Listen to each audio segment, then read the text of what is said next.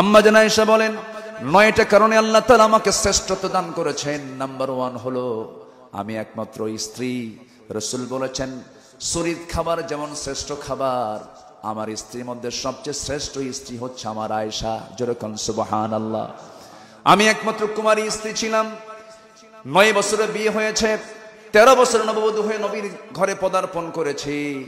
আমি আয়েশা নিজের চোখে জিবরাইলকে দেখেছি, সুবহানাল্লাহ।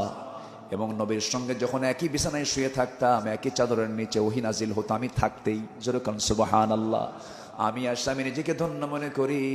আমি আয়েশা, আল্লাহ তাআলা আমার শান, আল্লাহ তাআলা একাধিক আয়াত নাজিল করেছেন। আমি আয়েশা নিজেকে ধন্য মনে করি।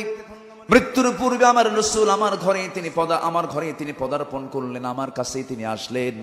এসে বলছেন, আয়েশা প্রচন্ড মাথা ব্যথা হচ্ছে, মাথায় একটু পানি ঢেলে দাও।